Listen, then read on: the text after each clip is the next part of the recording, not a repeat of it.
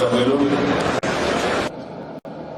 అదే మరి ఈ కార్యక్రమానికి ఆహ్వానితులైనటువంటి అన్ని నియోజకవర్గాల ఇన్ఛార్జీలు, అదేవిధంగా నియోజకవర్గానికి పార్టీ పరంగా ఉండే అబ్జర్వర్లందరూ, వారే కాకుండా జనరల్ సెక్రటరీస్ ఎవరైతే ఆర్గనైజేషన్స్ ప్రత్యేకంగా చూస్తున్నారో వారందరినీ, అదే మరి 2 అసెంబ్లీ సెగ్మెంట్కి, 2 పార్లమెంట్ సెగ్మెంట్ ఒక అబ్జర్వర్ పెట్టుకున్న వారికి, బ్యాక్ ఆఫీస్లో ఉండే బ్యాక్ ఆఫీస్ సిబ్బందికి అందరికి కూడా పేరు పేరున మనస్ఫూర్తిగా నా నమస్కారాలు, అభినందనలు, శుభాభినందనలు. ఈరోజు ఈ కార్యక్రమానికి కూడా ఒక ప్రత్యేకత ఉంది. మనం చాలాసార్లు నియోజకవర్గ మీటింగులు మనం పెట్టుకుంటున్నాం, కానీ ఇటీవల కాలంలో నియోజకవర్గ మీటింగులు కూడా ఎక్కువగా పెట్టుకోలేకపోయాం మన అపోజిషన్లోకి వచ్చిన తర్వాత. దానికి కూడా కారణం ఒక పక్క కరోనా రావడం, కరోనా వల్ల కూడా చాలా వరకు మనకు ఒక మూమెంటే లేకుండా పోవడం, ఆ తర్వాత ఇప్పుడు ఏదైతే కరోనాలో కూడా పార్టీ యాక్టివిటీస్ ని ఎక్కడికక్కడ ముందు తీసుకుపోవడం కోసం మనం ప్రత్యేకంగా ప్రయత్నం చేశాం. ఏదైతే జూమ్ కాన్ఫరెన్స్ వాడుకున్నాం, టెక్నాలజీని వాడుకున్నాం, దానివల్ల చాలా వరకు మనం కలవలేకపోయాం. కానీ ఎక్కడ కూడా కార్యక్రమాలు ఎక్కడ నిలవకుండా సుజావుగా చేయగలిగాం. అయితే ఈరోజు మళ్ళీ ఫిజికల్ మీటింగ్స్ ద్వారా కూడా మనం కలవాలి, కలిసి మనం ఎప్పటికప్పుడు ఒక అవగాహన పెంచుకోవాలి, మన బాధ్యత మనం నెరవేర్చాలనే ఉద్దేశంతో పెట్టుకోవాల్సిన అవసరం ఉంది.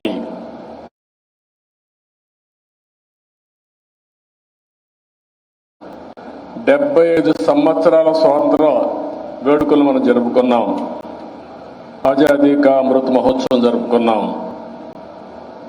ఆ కార్యక్రమంలో మనందరం కూడా మళ్ళీ ఎవరైతే త్యాగాలు చేసి మనకు స్వాతంత్రం సాధించారో వారందరికీ నివాళులు అర్పించడమే కాకుండా మళ్ళీ మనం అందరం కూడా జాతికి ఏ విధంగా అంకితం కావాలి, దేశాన్ని ఏ విధంగా ముందుకు తీసుకుపోవాలి, ఒక పక్క 75 సంవత్సరాల్లో మనం సాధించిన విజయాల్ని సమీక్ష చేసుకుంటూనే ఇంకొక పక్క మనం చేయవలసిన బాధ్యతను కూడా మనం గుర్తు చేసుకుంటూ ముందుకు పోయాం.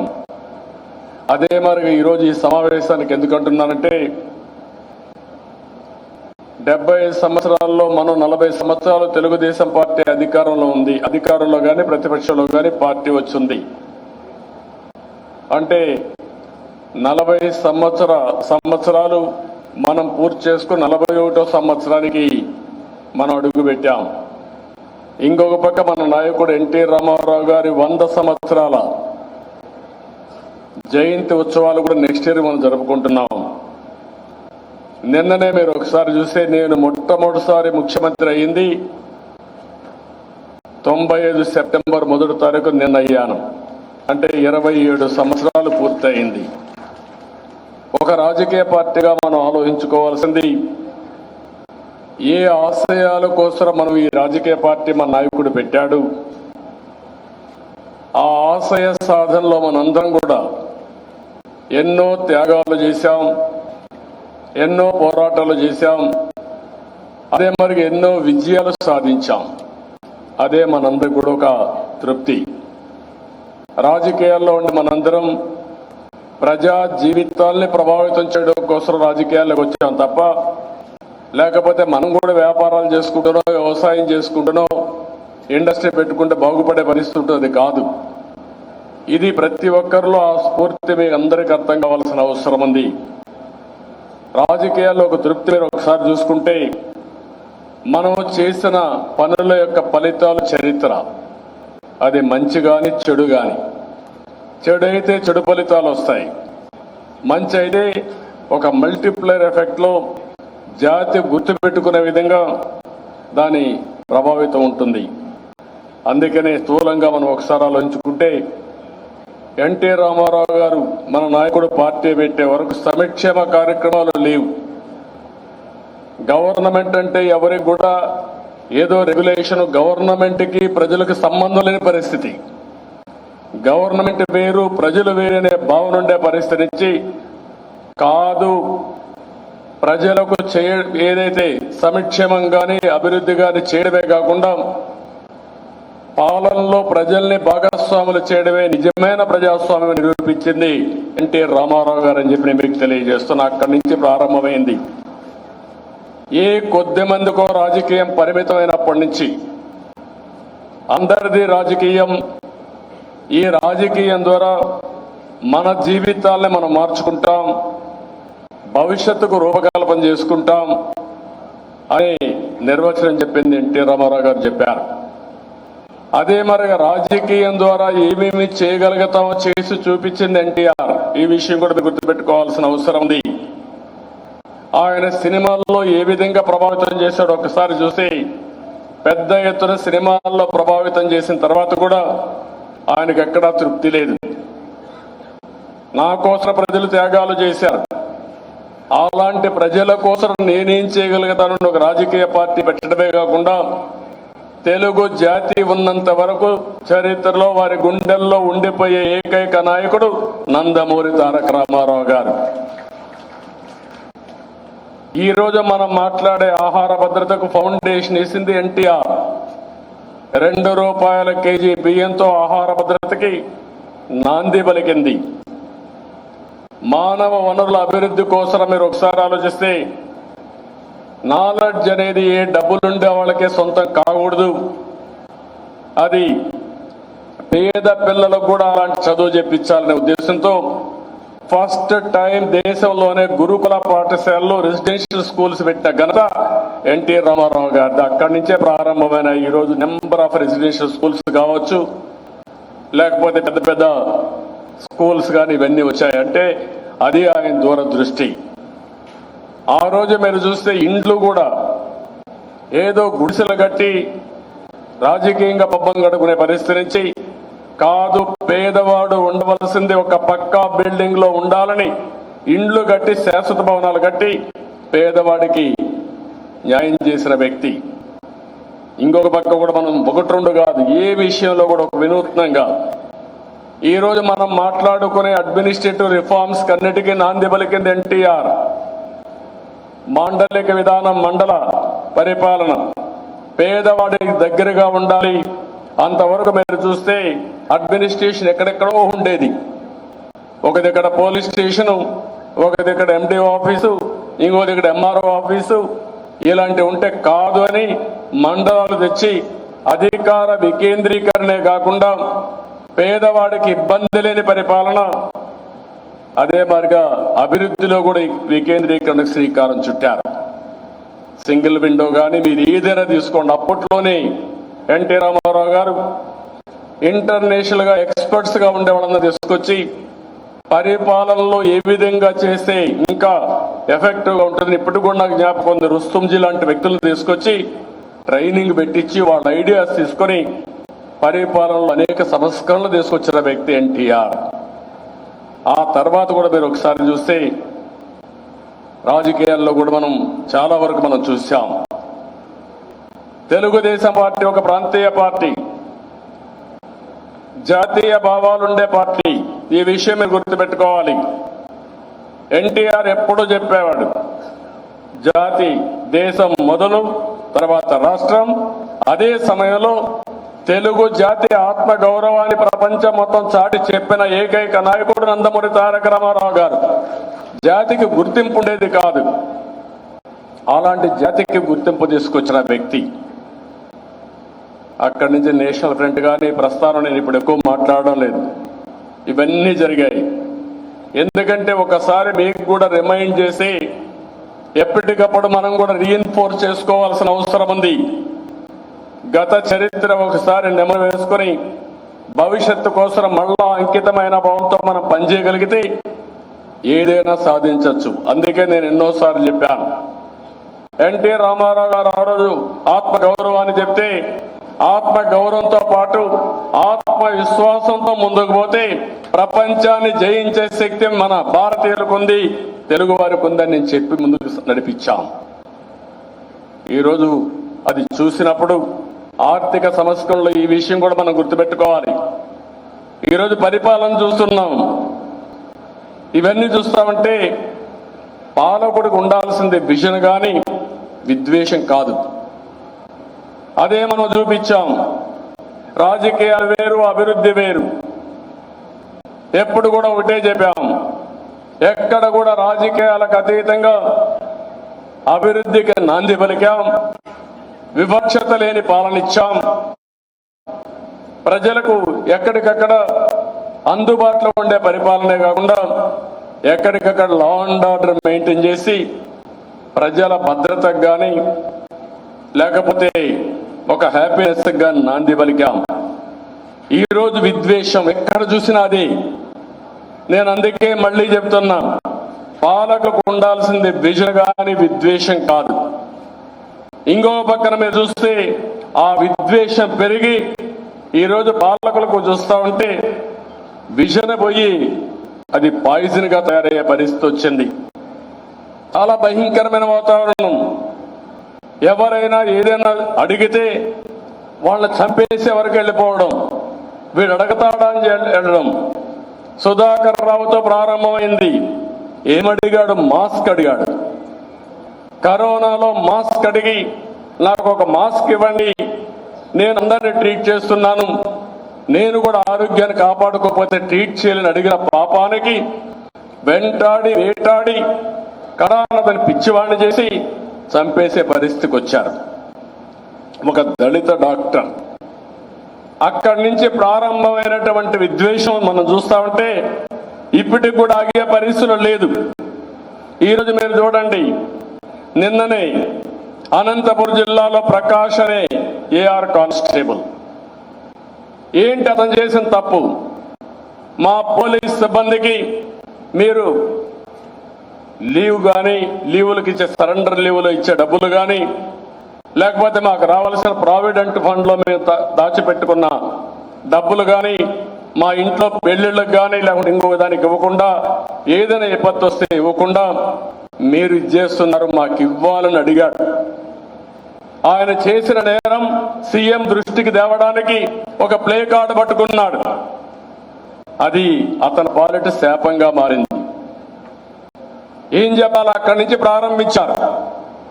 అతన్ని వేటాడి వేటాడి కడాన అతను ఉద్యోగం నుంచి డిస్మిస్ చేశారు. దానికి కూడా కారణం పెట్టారు. ఎవరైతే ఒక అమ్మాయి శ్రీలక్ష్మి, ఆ అమ్మాయికి భర్తతో ఇబ్బందులుంటే, వాళ్ళకి ఏదో సమస్యలుంటే ఆ అమ్మాయి పిటిషన్ ఇవ్వడానికి పోతే ఆ సమయంలో ఆ అమ్మాయికి సహాయం చేశాడు. ఆ అమ్మాయికి సహాయం చేస్తే అది పెట్టుకొని ఆ అమ్మాయి దగ్గర డబ్బులు అడిగాడనో ఇంకొక నేరం పెట్టి ఆ కారణంతో అతను డిస్మిస్ చేశారు.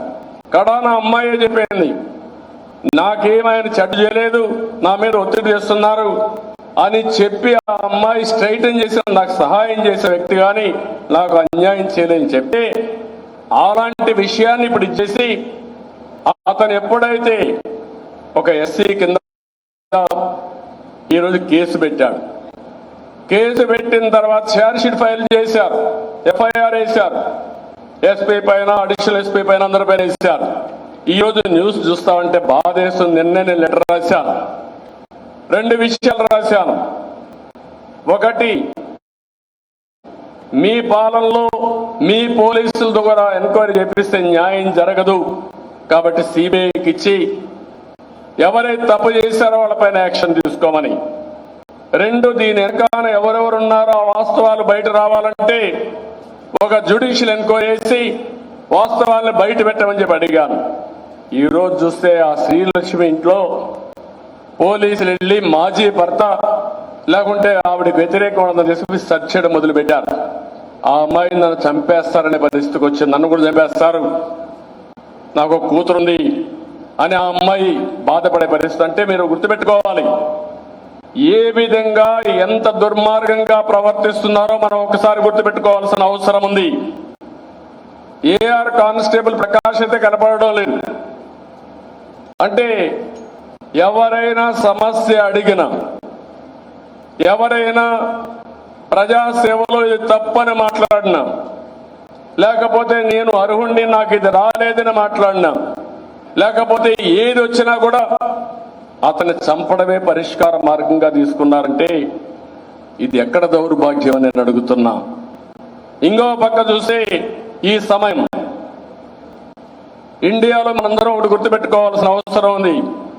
నమ్మకాలున్నా నమ్మకాలు లేకపోయినా నేను ఎప్పుడు కూడా ఒక దూరదృష్టితో కూడా ఆలోచిస్తాను. మనం ఆ రోజు వేసిన ఫౌండేషన్ వల్ల ఈరోజు మీరు చూస్తే నాలెడ్జ్ ఎకానమీలో తెలుగు వారు ముందుండే పరిస్థితికి వచ్చారు. ఆ నాలెడ్జ్ ఎకానమీని ముందుగా 27 సంవత్సరాల కంటే ముందే పసిగట్టి దానిపైన ఏమేం చేయాలనో ఐటీకి ప్రాధాన్యత ఇచ్చాం, నాలెడ్జ్ ఎకానమీకి ప్రాధాన్యత ఇచ్చాం. భవిష్యత్తులో ఏ రంగాలకైతే ఎక్కువ అవకాశాలను అన్నిటికీ కూడా ప్రాధాన్యత ఇచ్చాం.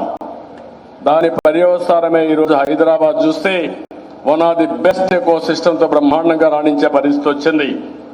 ఇంకో పక్క ఐటీ వల్ల ఈరోజు భారతీయులంతా కూడా గ్లోబల్ సిటిజన్స్ గా తయారయ్యారు. వాళ్ళల్లో 30% 30% తెలుగు వాళ్ళు ఉండడం అది తెలుగు జాతికే గర్వ కారణం. అది దారి చూపించిన పార్టీ తెలుగుదేశం పార్టీ.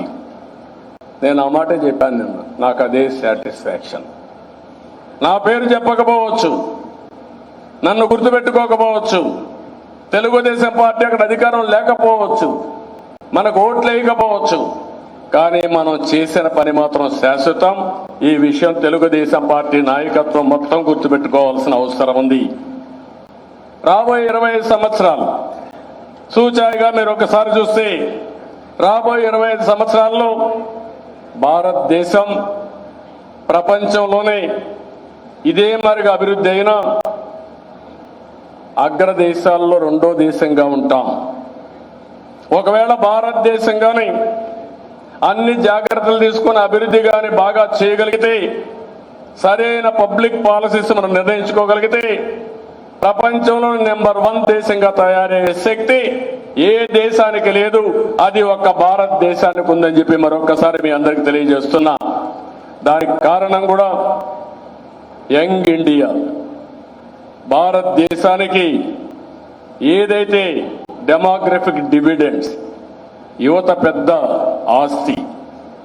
రెండోది, యువతలో కూడా ఎక్కడా లేని విధంగా ఐటీ అడాప్ట్ చేసుకుని నాలెడ్జ్ ఎకానమీలో బ్యాక్ బోన్ అయినటువంటి ఐటీకి మన వాళ్ళు బ్రహ్మాండంగా ముందుకెళ్లిపోయారు.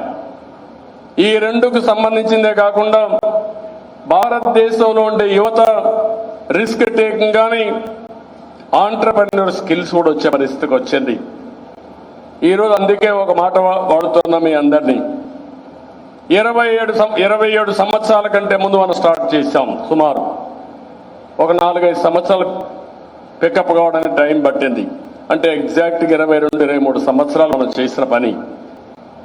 ఈరోజు ఆ 22 సంవత్సరాలు ఇది చూస్తే అమెరికాలో ఉండే వైట్ అమెరికన్స్, నేటివ్ అమెరికన్స్ వాళ్ళ ఆదాయం $65,000 సంవత్సరానికి. అదే భారతీయుడు ఆదాయం $1,20,000, అంటే డబల్. ఇది మీరు ఇమాజిన్ చేసుకోవాల్సిన అవసరం ఉంది. అమెరికాలో ఆ పని చేయగలిగితే ఇండియాలో మనం ఆ పని చేయలేమా? జరుగుతుంది. కానీ మన రాష్ట్రానికి వచ్చినప్పుడు బాధేస్తుంది.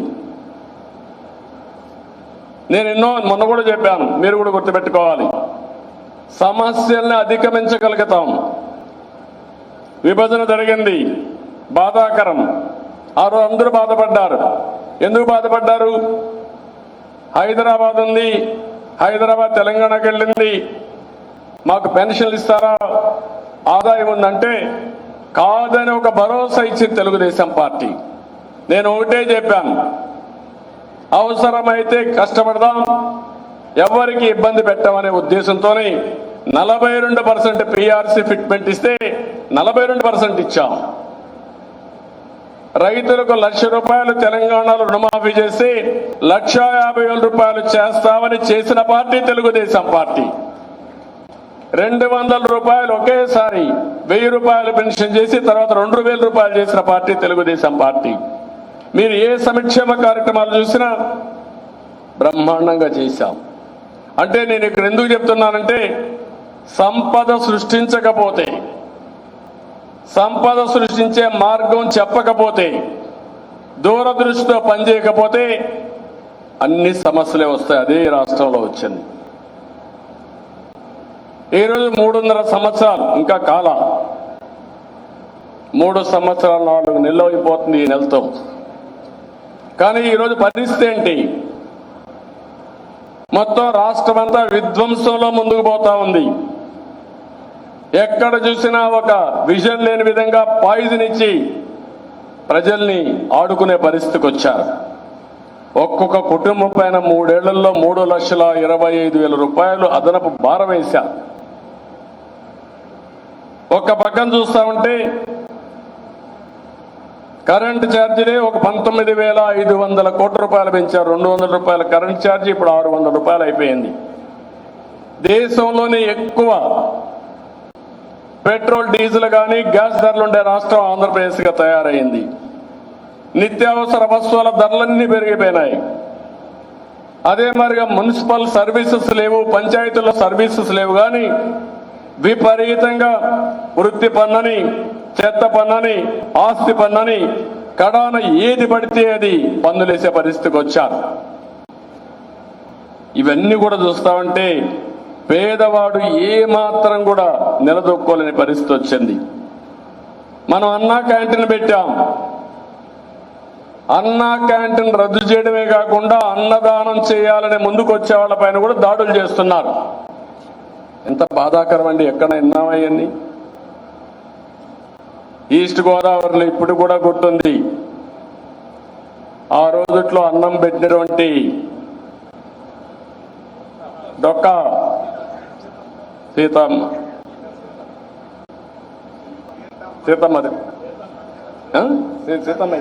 అదే డొక్క సీతమ్మ. ఆ రోజుట్లో గోదావరి పైన బ్యారేజీ లేకపోయినా ఆ పక్క నుంచి ఈ పక్క వచ్చేవాళ్ళ కోసం వెయిట్ చేసి భోజనం పెట్టి, ఇప్పటికి కూడా ఎవరైనా అన్నదానం వస్తే ఫస్ట్ జ్ఞాపకం వచ్చే మహిళ డొక్కా సీతమ్మ గారు. అది అన్నదానానికి ఉండే ఇది.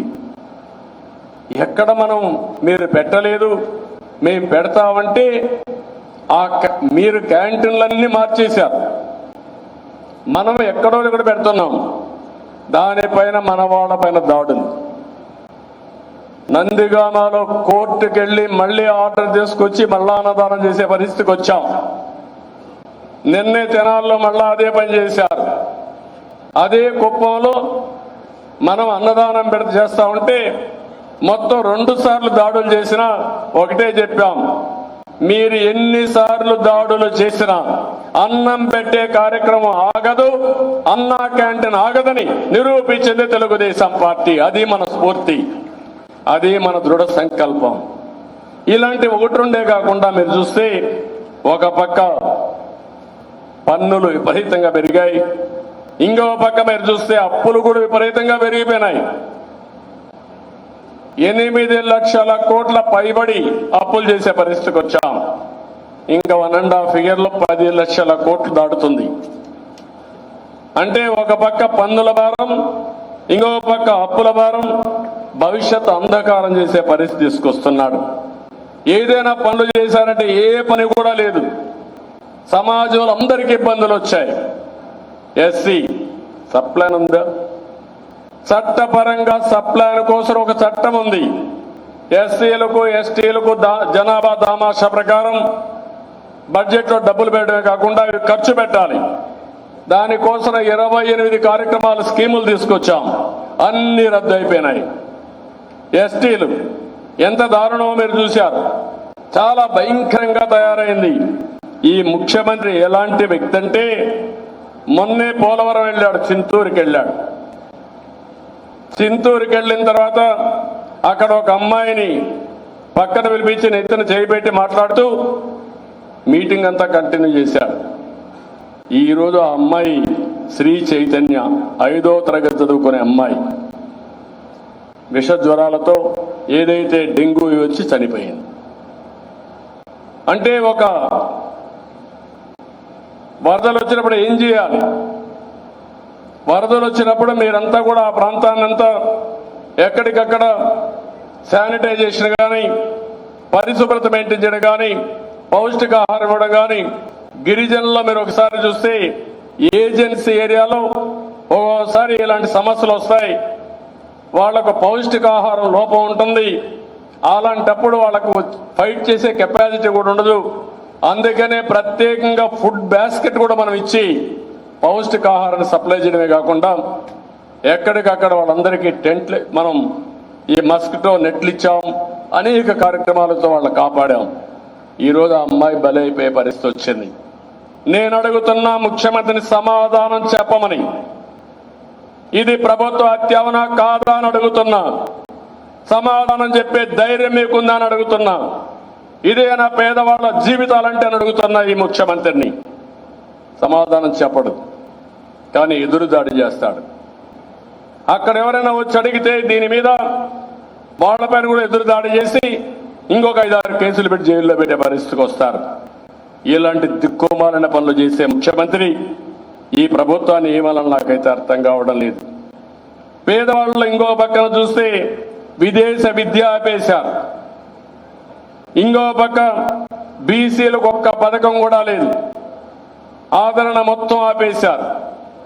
అంటే నేను కార్పొరేషన్లు ఇస్తున్నాను, ఫెడరేషన్లు ఇస్తున్నాను చెప్పి అసలు కార్యక్రమాలే లేకుండా వాళ్ళందరినీ కూడా దెబ్బతీసే పరిస్థితికి వచ్చారు. మనం ఆ రోజు ప్రతి ఒక్క సెక్షన్లో కూడా పేదవాళ్ళు ఉంటే కడాన కాపుల్లో కానీ, లేకపోతే బ్రాహ్మిన్స్ లో కానీ, వైశ్యాస కానీ అందరికీ డబ్బులు పెట్టాం. అన్నీ పోయినాయి. మైనారిటీలకు ఒక కార్యక్రమం లేకుండా చేసే పరిస్థితికి వచ్చారు. వాళ్ళు కూడా దెబ్బతీసే పరిస్థితికి వచ్చింది. ఇంకొక విషయం మీరు చూస్తే రైతులు, ఏ రైతు ఈ రోజు రాష్ట్రంలో ఆనందంగా ఉండే పరిస్థితి లేదు. రోజుకు 3 రైతులు ఆత్మహత్యలు చేసుకుంటున్నారు. దేశమంతా కూడా 75,000 రూపాయలు తలసరి అప్పుంటే మన రాష్ట్రంలో 2,24,000 రూపాయలు అప్పు వచ్చే పరిస్థితి వచ్చింది. సమీక్ష వాళ్ళకి ఇచ్చే ఏది కూడా మైక్రో ఇరిగేషన్ దగ్గర నుంచి, లేకుంటే సకాలంలో ఎరువుల దగ్గర నుంచి, లేకపోతే వాళ్ళ దగ్గర వరి కొన్నప్పుడు, ధాన్యాన్ని కొన్నప్పుడు బకాయిలు ఇవ్వడం కూడా అప్పులు పెట్టి ఈరోజు రాష్ట్ర రైతాంగం చితికిపోయే పరిస్థితి వచ్చింది. గిట్టుబాటు కాకుండా వ్యవసాయం ఆత్మహత్యలు చేసుకునే పరిస్థితికి వచ్చారు. ఇంకో పక్కన మనం ఒకసారి చూస్తే కన్స్ట్రక్షన్ లేబర్, భవన నిర్మాణ కార్మికులంతా రోడ్డు మీద పడ్డారు. చాలా బాధపడే పరిస్థితికి వచ్చారు. ఇసుక మొనోపలీ చేసి పారేశారు. ఇష్టానుసారంగా ఇసుక, ఒకప్పుడు ఊరికే వచ్చే ఇసుక ఇప్పుడు ట్రాక్టర్ 5-6 వేలు అయిపోయే పరిస్థితి వచ్చింది. ఇంకో పక్క సిమెంట్ పెరిగింది, అన్ని పెరిగిపోయినాయి. కడాన భవన నిర్మాణ కార్మికులకు పని లేకుండా అర్ధాకులతో చనిపోయే పరిస్థితికి వస్తున్నారు. చేనేత కార్మికులు కానీ, గీత కార్మికులు కానీ, మత్స్యకారులు కానీ అందరూ దెబ్బతినే పరిస్థితికి వచ్చారు. ఇంకో పక్కన మీరు ఒకసారి చూస్తే వీళ్లే కాకుండా ఆర్డినరీ సెక్టర్లో ఉండే ఆటోమొబైల్ ఇండస్ట్రీ దెబ్బతినింది. ఆటో డ్రైవర్స్ దెబ్బతిన్నారు. కడాన ఉద్యోగస్తులంతా కూడా నిన్న మనం చూసాం. సిపిఎస్, ఆ సిపిఎస్ ఉద్యోగులు ఆందోళన చేస్తే వాళ్ళు ఏ విధంగా ట్రీట్ చేస్తున్నారో మనం చూస్తున్నాం. స్మగుల్ చేసేవాళ్ళని, పక్క రాష్ట్రాల నుంచి మద్యం తీసుకొచ్చే వాళ్ళపైన యాక్షన్ లేదు, నో చెక్ పోస్ట్. ఇంకో పక్క ఎక్కడికక్కడ పక్క రాష్ట్రాల్లో నుంచి, ఇక్కడి నుంచి గంజాయి ఎగుమతులు చేస్తే చెక్ పోస్టులు లేవు. శాండల్వుడ్ స్మగుల్ చేసే చెక్ పోస్టులు లేవు. పేదవాడికి ఇచ్చే బియ్యం కూడా రీసైకిల్ చేస్తున్నారు. మామూలు రీసైక్లింగ్ కాదు, మామూలుగా వాళ్ళకి 5 రూపాయలు 10 రూపాయలు ఇచ్చేసి 10 రూపాయలు ఇచ్చి కేజీకి ఆ బియ్యం అదే వెహికల్లో మళ్ళా తీసుకొచ్చి దాన్ని మొత్తం కాకినాడ పోర్ట్ ఆధారంగా ఎక్స్పోర్ట్లు చేసే పరిస్థితికి వచ్చారు. దానికంతా బోగస్ ఇవన్నీ కూడా ఏమన్నా అయితే డాక్యుమెంట్స్ అన్ని తీసుకుంటున్నారు. ఐకేపీ వీళ్ళు ఇవ్వడం, రైస్ మిల్లర్స్ అంతా కూడా వీళ్ళకి ఇవ్వడం, అక్కడి నుంచి విదేశాలకి మన ప్రొడక్షన్ కంటే ఒక 40-50 లక్షల మెట్రిక్ టన్నులు 25-30 లక్షల దగ్గర విదేశాలకు ఎగుమతి చేసినట్టు చూపించే పరిస్థితికి వస్తున్నారు. అంటే ఇవన్నీ మనం ఆలోచించుకున్నప్పుడు దీనిపైన లేకుండా ఒక్క సిపిఎస్ పైన మాత్రం ఇష్టానుసారంగా ప్రవర్తించే పరిస్థితికి వచ్చారు. ఇక్కడ మనం ఒకటి గుర్తుపెట్టుకోవాల్సిన అవసరం ఉంది. ఎన్నికల ముందు వీళ్ళు ఏం చెప్పారు? ప్రత్యేక హోదా తెస్తామన్నారు, పోలవరం పూర్తి చేస్తామన్నారు, అమరావతి పూర్తి చేస్తామన్నారు, మద్యపాన నిషేధం పెడితేనే మళ్ళా ఓటు అడుగుతామన్నారు. ఈరోజు మద్యపాన నిషేధం దేవుడికి కానీ 25 సంవత్సరాలు మద్యపానాన్ని తాకట్టు పెట్టి 25,000 కోట్లు 50,000 కోట్లు అప్పు తేవడానికి ముందుకు పోయే పరిస్థితికి వచ్చారు. అంటే ఏదైనా మేము చేయగలుగుతామనే పరిస్థితి వచ్చింది. ఇంకో పక్కన మీరు చూస్తే దేశంలోనే మనం చూస్తా ఉంటే దళితుల పైన, గిరిజనుల పైన దాడులు విపరీతంగా పెరిగిపోయినాయి. మైనారిటీల పైన దాడులు విపరీతంగా పెరిగి 31% పెరిగింది.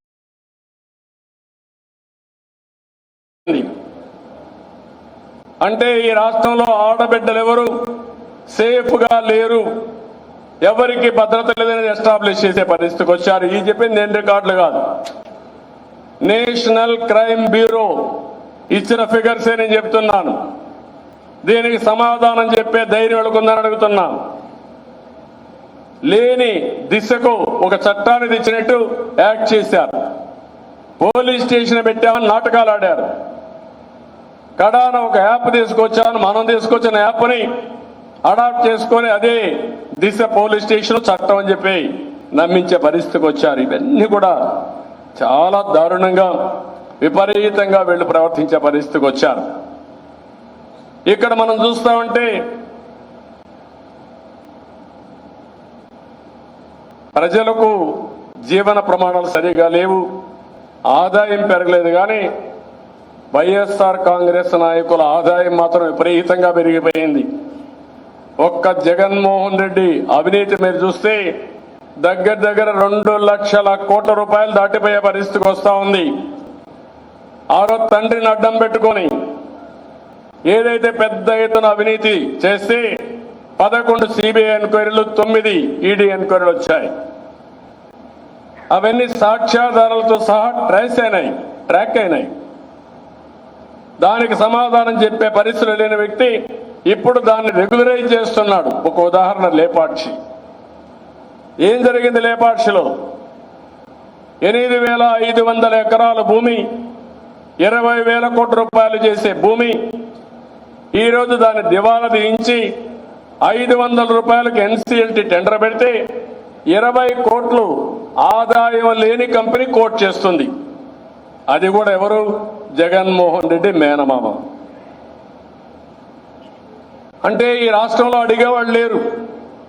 అడిగితే బాబాయిని చంపాడు కాబట్టి అందరికీ భయం. ఏం చెప్పాలి నాకైతే అర్థం కావడం లేదు. ఇప్పటికి కూడా ఒక మిస్టరీగానే ఉంది. ఇంకా యాక్షన్ తీసుకునే పరిస్థితి నేను అడుగుతున్నా. మొదటి రోజు మనం చూసాం, మన గవర్నమెంట్ లో మనం కక్ష సాధించాలనుకుంటే అదే నిమిషంలో మనం అరెస్ట్ చేయాల్సింది. కానీ మనం ఎప్పుడు కక్ష సాధింపుకు పోలేదు. అది అయిన తర్వాత మన మీద రివర్స్ పెట్టారు. ఆ తర్వాత అది ప్రూవ్ అయ్యి వాళ్ళ సోదరిని ఫైట్ చేస్తే ఇప్పుడు సుప్రీం కోర్టుల చుట్టూ తిరుగుతూ అమ్మాయి ఫైట్ చేస్తా ఉంది. కనీస స్పందన లేని పరిస్థితి. కడాన సిబిఐని కూడా బెదిరించే పరిస్థితి, సిబిఐని కూడా బ్లాక్మెయిల్ చేసే పరిస్థితి. ఇది ఎంత దారుణంగా ఉందంటే అంత దారుణంగా వచ్చే పరిస్థితి వచ్చింది. ఇంకో పక్క మీరు చూడండి, మొన్నే హేమంత్ సోరెన్ పైన ఒక ఇది పెట్టారు, ఒక మైనింగ్ ఇచ్చారని, ఆయనే ఇచ్చుకున్నాడని. ఇక్కడ సరస్వతి సిమెంట్ ఏంటి? మీరు ఇచ్చుకోవాలా? దీని మీద ఎలాంటి చర్యలు ఉండవా? ఇంకో పక్కన మీరు ఒకసారి చూస్తే ప్రజల జగన్ ఆస్తులు పెరిగాయి, జనం జీవన ప్రమాణాలు పడిపోయే పరిస్థితికి వచ్చింది.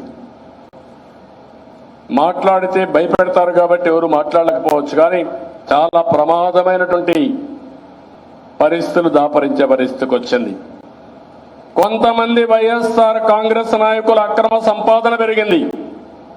నేను అందరూ అన్ను, ఎవరైతే రౌడీజం చేసి నేరాల్లో దిట్టలైన వ్యక్తులు ఇష్టానుసారంగా లూటీ చేసే పరిస్థితికి వచ్చారు. వాళ్ళ పార్టీలో కూడా మామూలు కార్యకర్తలు బలైపోయారు. నిన్న మీరు చూస్తే ఈస్ట్ గోదావరిలో ఒక సర్పంచ్ గోదావరిలో వినాయక పూజ చేసి నడిపిన దీంట్లో నన్ను ఎందుకు సర్పంచ్ చేసా వినాయక, నేను కళాన్ లైట్ కూడా లేకపోతున్నానని జగన్మోహన్ రెడ్డికి మంచి బుద్ధి ప్రసాదించమని కోరుకున్నాడంటే మంచి బుద్ధి దేవుడు కూడా ప్రసాదించలేకపోతున్నాడు. ఆ పరిస్థితిలో మనం ఉన్నాం. ఏ సర్పంచ్ ఆనందంగా ఉన్నాడు ఈ రాష్ట్రంలో? మీరు ఆ రోజు దౌర్జన్యం చేసి సర్పంచుల్ని డిక్లేర్ చేసుకోవచ్చు, కానీ ఏ సర్పంచ్ అయినా ఆనందంగా ఉన్నాడా నేను అడుగుతున్నా? ఏ ఎంపీటీసీ అయినా ఆనందంగా ఉన్నాడని అడుగుతున్నా? స్థానిక సమస్యలు నిర్వీర్యం చేశారు.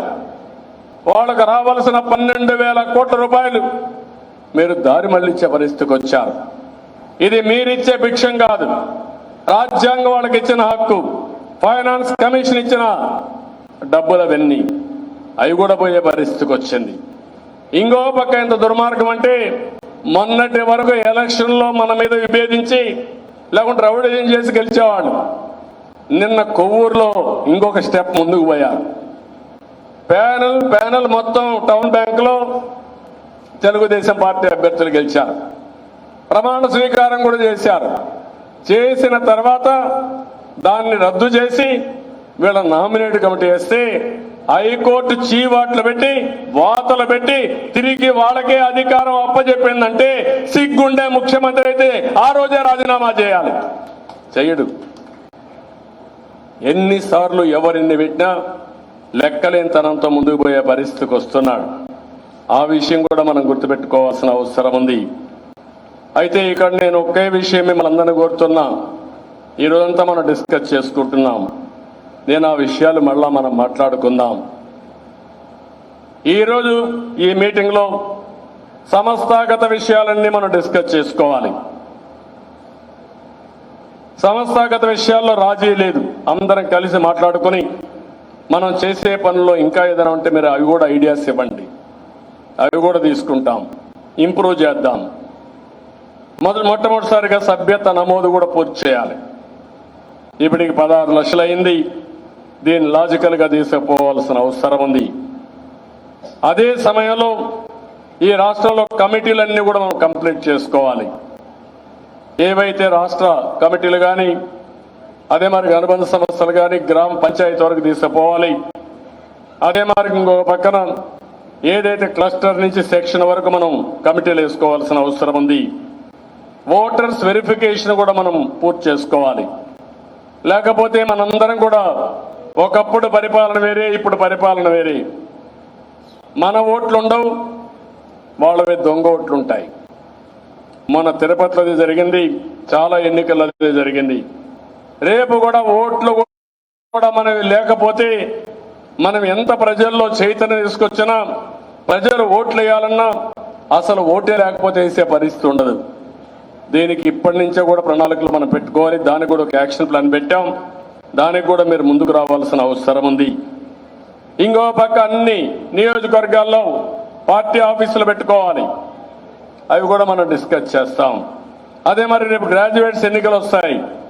ఏ ఎన్నికొచ్చినా ఇక నుంచి పోటీ అనివార్యం. తప్పకుండా తెలుగుదేశం పార్టీ పోటీ చేయాలి. పోటీ చేయడమే కాదు, ఎట్టి పరిస్థితుల్లో గెలిచే విధంగా సమిష్టిగా పనిచేయాల్సిన అవసరం ఉంది. గ్రాడ్యుయేట్స్ కాన్స్టిట్యున్సీ కానీ మిగిలిన ఎన్నికల్లో కూడా మనం ముందుకు పోవాల్సిన బాధ్యత ఇవన్నీ ఉన్నాయి. సోషల్ మీడియా పైన కూడా మనం గుర్తుపెట్టుకోవాలి. ఈరోజు మనం చూస్తూ ఉంటే కొన్ని టీవీలు ఈ రాష్ట్రంలో ఇంత అరాచకాలు, ఇంత అప్రజాస్వామ్యం చేస్తూ ఉంటే తిరిగి అపోజిషన్ విమర్శిస్తున్నారు. నేను చరిత్రలో చాలాసార్లు చూశాను. ఇంతవరకు నా జీవితంలో ఎప్పుడు చూడలేదు మీడియా వాళ్ళ యొక్క ప్రవర్తన. కొన్ని నీలి మీడియా, నేను అందుకని ఆ మీడియాను కూడా బాయ్కాట్ చేయమన్నాం. TV9 కానీ NTV కానీ బాయ్కాట్ చేయమన్నాం. ఎందుకంటే ఇష్టానుసారంగా మన మీద విష ప్రచారం చేస్తున్నారు. రాష్ట్రం కోసం మీరు పోరాడండి, మేము ఒప్పుకుంటాం. ఉన్మాదులను సపోర్ట్ చేసి అప్రజాస్వామికంగా చేస్తా ఉంటే ప్రాణాలు ఒడ్డి పోరాడే తెలుగుదేశం పార్టీల్ని విమర్శించడం, డిమారలైజ్ చేయడం ఎంత భావ్యమని అడుగుతున్నాం. అందుకనే వాళ్ళ బాధ్యత మర్చిపోయారు, పర్వాలేదు, మనం కూడా వాళ్ళ బాధ్యత గుర్తు చేస్తాం. అందుకనే ఇంకొక విషయం కూడా చెప్తున్నాను, ప్రతి ఒక్క నియోజకవర్గంలో సోషల్ మీడియా ఉండాలి. ప్రతి ఒక్క ఎమ్మెల్యే కానీ MP కానీ సోషల్ మీడియా ప్లాట్ఫామ్లో మీరు పెట్టుకోవాలి. వాస్తవాలను మీరు చెప్పే పరిస్థితి రావాలి. సాక్ష్యాలతో సహా మీరు చెప్పగలిగితే మనం ఎవరి కోసమైతే పనిచేస్తున్నామో ఎప్పటికప్పటికి వాళ్ళకందరికీ సమాచారం ఇచ్చే పరిస్థితి కూడా మనకు రావాలి. ఆ విషయం కూడా మీరు గుర్తుపెట్టుకోవాల్సిన అవసరం ఉంది.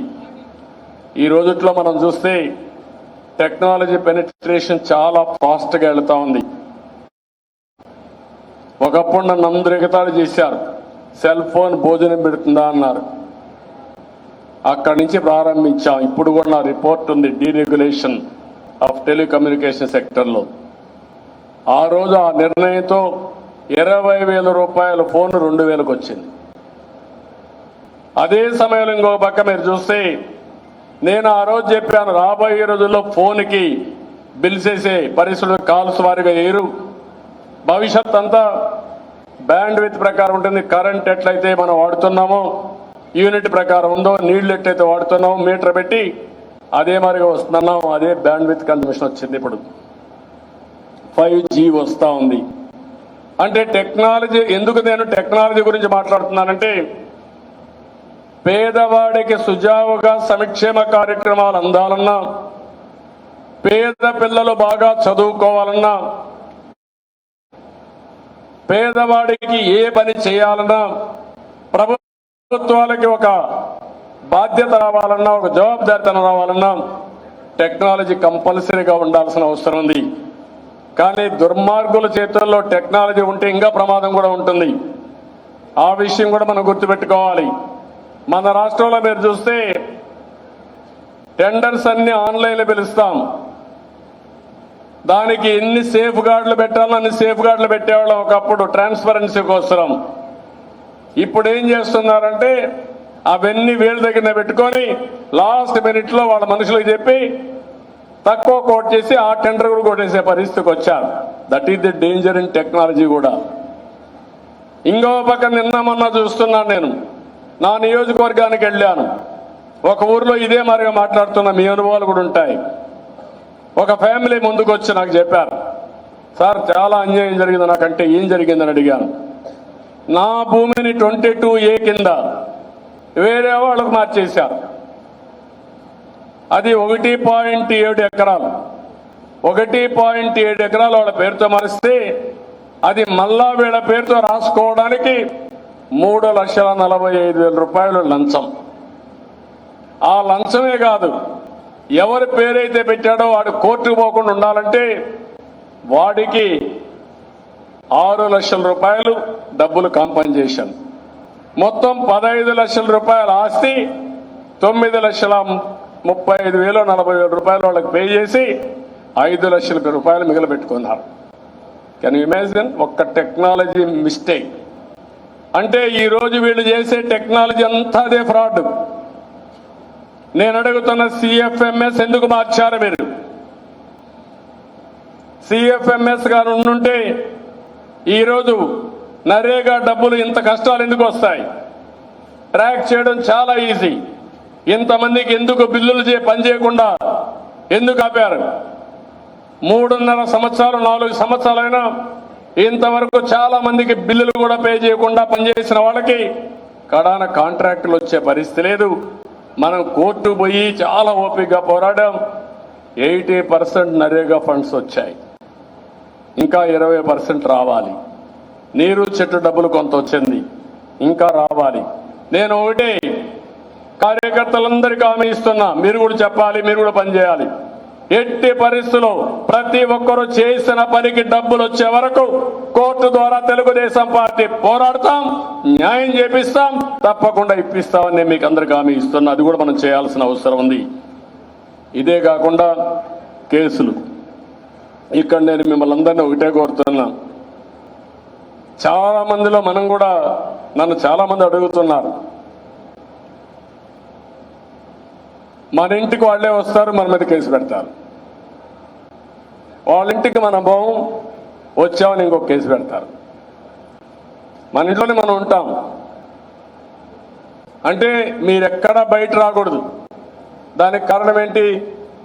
తెలుగుదేశం పార్టీని చూస్తే జగన్మోహన్ రెడ్డికి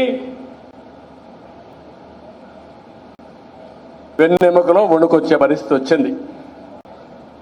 నిద్రపోయినా లేచినా జ్ఞాపకం వచ్చే తెలుగుదేశం పార్టీ జ్ఞాపకం వస్తుంది.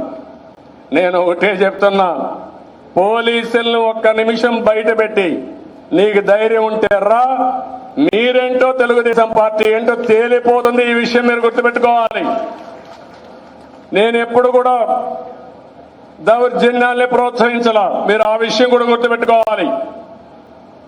ముఠా నాయకులను అణిచివేసిన పార్టీ తెలుగుదేశం పార్టీ. రాయలసీమలో శాంతి ప్రమోట్ చేసిన పార్టీ తెలుగుదేశం పార్టీ. తీవ్రవాదుల పైన పోరాడినప్పుడు 24 క్లెయిమోర్ మైన్స్ నా మీద ప్రయోగిస్తే ఆ రోజు కూడా నేను భయపడలా, ప్రాణానికి భయపడకుండా పనిచేసిన వ్యక్తిని నేను. అదే మరి మత విద్వేషాలు రెచ్చగొడతా ఉంటే అవన్నీ కూడా కంట్రోల్ చేసి హైదరాబాద్ లో మత సామరస్యాన్ని కాపాడిన పార్టీ తెలుగుదేశం పార్టీ. రౌడీలందరూ అణిచివేశాం. ఇప్పుడు పొలిటికల్ నేరస్తులు రాజకీయ నేరస్తులు, రాజకీయ రౌడీలు తయారయ్యారు. దానికి వంతన కొంతమంది పోలీసులు పడే పరిస్థితికి వచ్చారు. అది కూడా మనం సమీక్ష చేసుకుందాం. మీరు కన్వీనియంట్ కోసం ఇంట్లో పడుకుంటే మాత్రం రేపు ఎలక్షన్లో కూడా మనం ఇంట్లో పడుకోవాల్సి వస్తుంది. పోరాడే వాళ్ళు తయారు కావాలి. ఎవరైనా పెద్ద మనుషులుంటే వాళ్ళు మీరు పనిచేయండి, ఆ బాధ్యత వాళ్ళకి అప్పచెప్పండి. పోరాడే బాధ్యత. దీన్ని ఎట్టి పరిస్థితుల్లో కూడా ఒకటే చెప్తున్నాను, న్యాయపరంగా పోరాడతాం, రాజకీయ పరంగా పోరాడతాం. వైఎస్ఆర్ కాంగ్రెస్ పార్టీని, జగన్మోహన్ రెడ్డిని ప్రజా కోర్టులో దోషిగా నిలబెట్టే వరకు వదిలిపెట్టే సమస్య లేదు. అందుకే పిలిపించాం, క్విట్ జగన్, సేవ్ ఆంధ్రప్రదేశ్. ఈ రాష్ట్రాన్ని కాపాడుకోవాలి, మన మీద బాధ్యత ఉంది. నేను చాలా స్పష్టంగా మీ అందరికి పిలిపిస్తున్నా. ఏదో అవతల వాళ్ళు నా మీద కేసులు పెట్టారు, 40 ఏళ్ళు ఎవడు పెట్టలా, ఇంకా అన్వేషణ చేస్తూనే ఉన్నాడు. ఆ రోజు కూడా మీకు చెప్పారు, చూశారు. ఎవరైనా నా మీద కానీ ఎక్కడన్నా ఇన్వెస్టిగేషన్ చేసి కేసులు తీసుకొస్తే out of the way promotion ఇస్తానని, ఇంకో పక్కన తీసుకొచ్చి వాళ్ళందరినీ కొడుతూనే మన ముఖ్యమైన నాయకుల పైన, నా పైన, అచ్చెన్నాయుడు, లోకేష్ వీళ్ళ పేర్లు చెప్పేయండి, మిమ్మల్ని వదిలేస్తామని. అంటే బురద జల్లే కార్యక్రమం. మీరేమీ చెయ్యలేరు.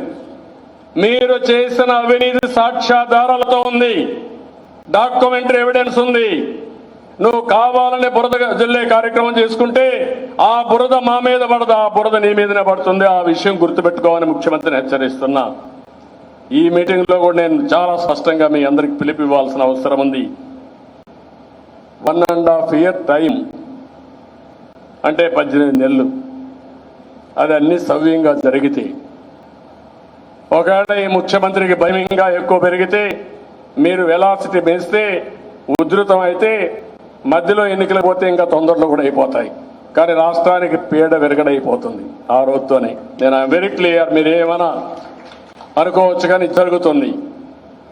నెత్తిన కుంపటి పెట్టుకున్న బాధల్లో ప్రజానీకం ఉన్నారు.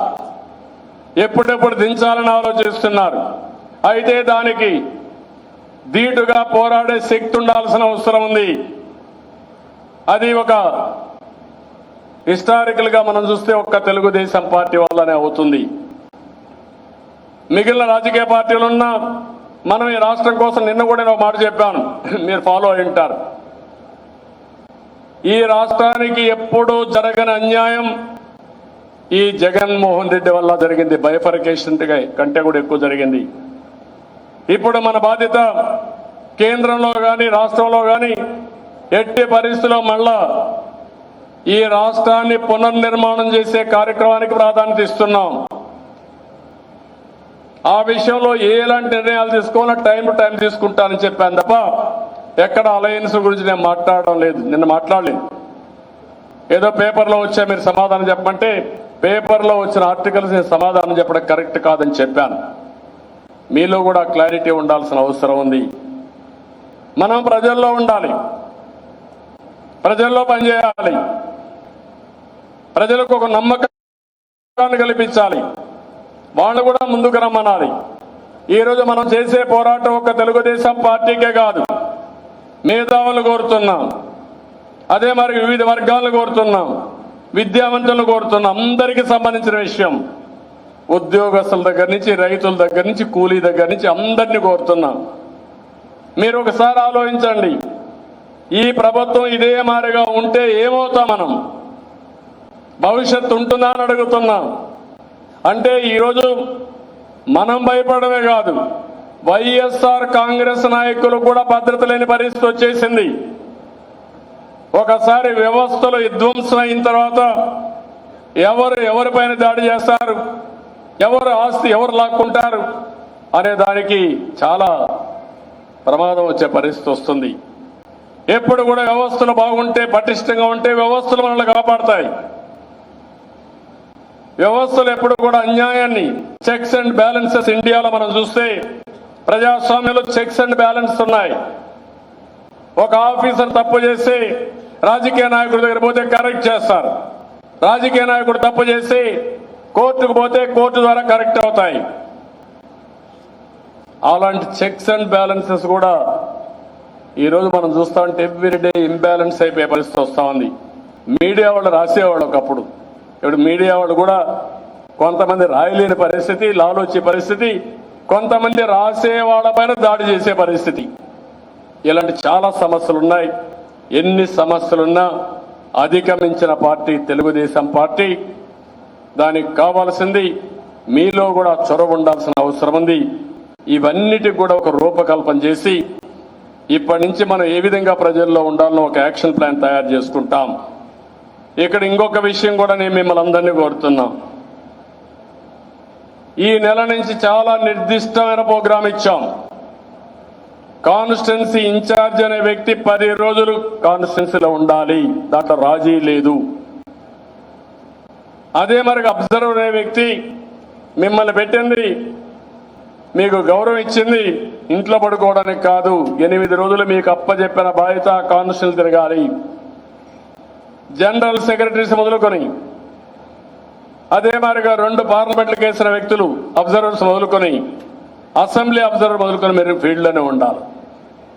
ఇవన్నీ కూడా ఎప్పటికప్పుడు మేము ట్రాక్ చేసుకుంటాం, మీరు ఇచ్చిన ఫీడ్బ్యాక్ తీసుకుంటాం. అదే మరి ఈ నెల నుంచి ఒక 3 మెంబర్ కమిటీని, అబ్జర్వర్ని ఇంకొక 2 పెట్టి నెలకు 2 రోజులు కాన్స్టిట్యున్సీ పంపిస్తాం. 175 నియోజకవర్గాలకి 2 రోజులకు ఒక టీం వస్తారు. వాళ్ళు కూడా అక్కడ తిరిగి అన్ని గ్రామాలు తిరిగి పార్టీ పరంగా మీటింగ్లు పెట్టుకుంటారు, ప్రజల్లోకి వెళ్తారు. మనం ఏవైతే ఆలోచిస్తున్నాయో ఇవన్నీ వాళ్ళ దృష్టి తీసుకొస్తారు. ఇవన్నీ కూడా చేయడం కోసం ఈరోజు అవి కూడా మనకు క్లారిటీ వస్తుంది, అవి కూడా డిస్కస్ చేద్దాం. ఇంకో పక్కన పట్టభద్రులకి అయితే 2 మనం కంప్లీట్ చేసాం. విశాఖపట్నం కూడా ఇక్కడుండే నాయకులు మీరు ఆలోచించుకొని నాకు ఆ పేరు వీళ్ళని తొందరలో 2-3 రోజులు ఇవ్వాల్సిన అవసరం ఉంది.